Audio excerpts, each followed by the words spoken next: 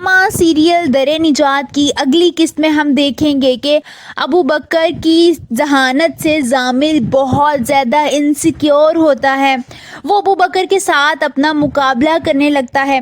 جب سے اسے پتہ چلتا ہے کہ زریاب کی دادی نے اس کے لیے ابو بکر کو پسند کیا تھا، تب سے اس کے دل میں ایک عجیب سا شک اور انسیکیورٹی آ جاتی ہے۔ وہ اپنے آپ کو کمتر سمجھنے لگتا ہے۔ اسے شک سا ہونے لگتا ہے کہ کہیں زریاب کو اس سے چھین نہ لیا جائے۔ وہ زریاب سے کہتا ہے کہ ابو بکر بہت زیادہ ذہین، پر اعتماد اور بہت اچھا ہے، اور مجھے یہ سب کچھ اچھا نہیں لگتا۔ یہی تو مسئلہ ہے، مجھے نہیں پسند جب کوئی تمہیں اور زیادہ پیار دے۔ یعنی اس کو بالکل بھی یہ بات برداشت نہیں ہو رہی ہوتی کہ ابو بکر زریاب سے بات بھی کرے۔ وہ بہت زیادہ جیلس ہو رہا ہوتا ہے۔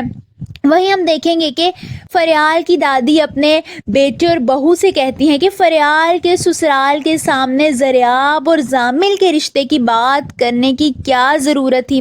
خاندان، کاروبار ہی تو انسان کی اصل پہچان نہیں ہوتی۔ انسان کا کردار بھی کچھ ہوتا ہے، ہمیں کردار کے بارے میں بھی پتہ ہونا چاہیے۔ وہیں دوسری طرف زریاب سے ضامل کہتا ہے کہ مجھے تمہاری ددا نہیں پسند، یعنی مجھے تمہاری دادی پسند نہیں ہے۔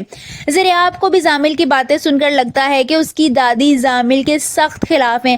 وہ بھی اپنی دادی کے خلاف ہو جاتی ہے۔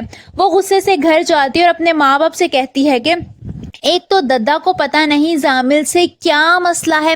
پھر وہ اسی غصے میں اپنی دادی کے کمرے میں جاتی ہے اور ان کو کافی زیادہ باتیں سنانے لگتی ہے، جو یہ ساری باتیں سن کر رونے لگتی ہیں۔ ان کا دل بہت بری طرح دکھا ہوتا ہے۔ دوسری طرف ابو بکر کی والدہ اسے فون کرتی ہیں اور اسے جلدی سے گھر آنے کا کہتی ہیں۔ ابو بکر دوسرے شہر میں نوکری کرتا ہے۔ اپنی ماں کی بات سن کر کافی پریشان ہو جاتا ہے اور کہتا ہے کہ کون آیا ہے گھر پر۔ پھر اس کی ماں کہتی ہے کہ گھر پر آؤ گے تو تم خود ہی دیکھ لینا۔ جب وہ گھر جاتا ہے تو اس کی ماں اسے کہتی ہے کہ مجھے تمہیں کسی سے ملوانا ہے۔